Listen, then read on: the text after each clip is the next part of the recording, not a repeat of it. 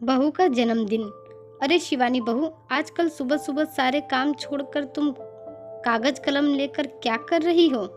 शिवानी कहती है, माँ जी मैं कुछ सामानों की लिस्ट बना रही हूँ। सासू माँ कहती है, ठीक है, सामानों की लिस्ट बाद में बना लेना, पहले घर के काम कर लो।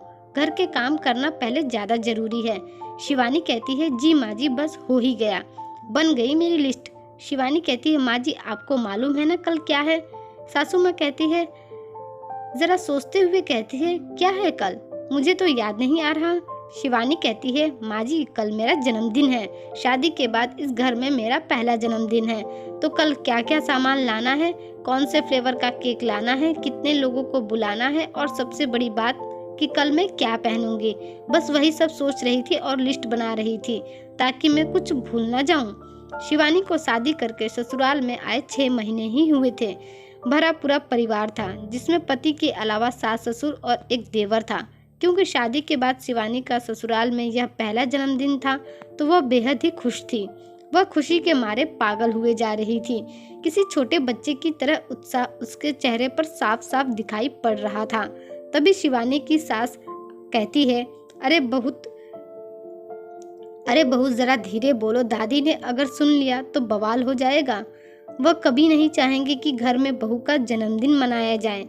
तुम कितने छोटे बच्चों की तरह उछल रही हो अपना जन्मदिन मनाने के लिए। अब तुम शादीशुदा हो चुकी हो और तुम्हारी इस घर के प्रति बहुत सारी जिम्मेदारियां भी हैं। उन पर तुम्हें ज्यादा ध्यान देना चाहिए। चलो अब जल्दी से घर के कामों में लग जाओ, बहुत काम करने हैं। संजय को ड्यूटी पर जाना है और बच्चों को भी स्कूल जाना है। चलो जल्दी से किचन में नाश्ते की तैयारी में लग जाओ, नहीं तो लेट हो जाएगा। ऐसा कहकर सासू माँ चली तो जाती है, लेकिन शिवानी की आंखों से भर भर आंसू टपकने लगते हैं। उसके मन में कई अनगिनत सवाल आने लगते हैं। शिवानी अपने मायके में 4 बहनों में सबसे छोटी थी। उसकी और 3 बहनें भी थी। बहुत ही सुंदर और सुशील थी, इसलिए उसके पिताजी को अपनी बेटियों की शादी करने में ज्यादा परेशानी नहीं हुई। सभी बेटियां शादी करके अच्छे घरों में चली गई। शिवानी को बचपन से ही अपना जन्मदिन मनाने का बहुत शौक था, लेकिन पिताजी की आर्थिक स्थिति सही न होने की वजह से उसकी माँ उसके जन्मदिन पर सिर्फ सूजी का हलवा बना दिया करती थी। इतने में ही शिवानी बहुत खुश हो जाया करती थी। वह सूजी के हलवे को केक की तरह करके उसे चाकू से काटा करती थी और इतने में ही उसका उत्साह देखे बनता था। शिवानी बड़ी होकर जब कॉलेज में जाती है तो जन्मदिन के दिन उसकी 2 सहेलियां जब असली केक उसके जन्मदिन पर लेकर आती है तो वह खुशी के मारे उन्हें गले लगा लेती है, क्योंकि इससे पहले उसने कभी भी असली केक से अपना जन्मदिन नहीं मनाया था। इन सब बातों को याद करके शिवानी की आंखों से आंसू बहने लगते हैं। वह उदास हो जाती है, लेकिन फिर भी घर के कामों में जुट जाती है। लेकिन सासू माँ के कहने पर वह समझ जाती है कि उसके ससुराल में बहू का जन्मदिन नहीं मनाया जाता है। इस बात से वह दिन भर उदास रहती है। शाम को जब उसके पति ऑफिस से आते हैं तो उन्हें जब यह बात पता चलती है तो शिवानी से कहते हैं, देखो आज तक हमारे घर में माँ, दादी, चाची किसी का भी जन्मदिन नहीं मनाया गया है। सिर्फ छोटे बच्चों का ही जन्मदिन आज तक हम मनाते आए हैं। लेकिन तुम इस बात से उदास मत हो, मैं कल तुम्हें बाहर लेकर चलूंगा, फिर तुम वहाँ अपनी मर्जी से जो भी तुम्हें खाना होगा तुम खा लेना, और फिर हम तुम्हारे जन्मदिन का केक भी वहीं काट लेंगे।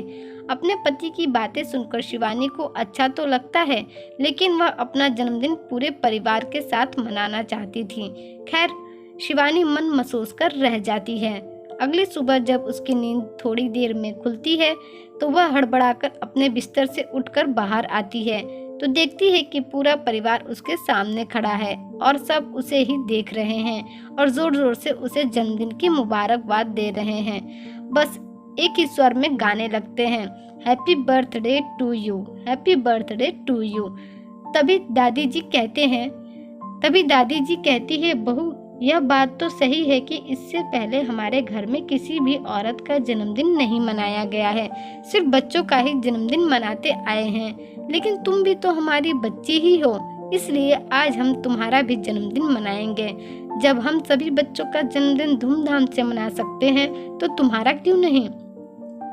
आज शाम को हमारी बहू शिवानी का जन्मदिन धूमधाम से मनाया जाएगा। यह सुनकर शिवानी की आंखों में फिर से आंसू आ जाते हैं, लेकिन इस बार यह आंसू उदासी के नहीं, खुशी के थे। दोस्तों, आपको मेरी आज की कहानी कैसी लगी कमेंट करके ज़रूर बताइएगा। ऐसे ही कहानी के लिए हमारे चैनल को सब्सक्राइब कर लीजिए। धन्यवाद।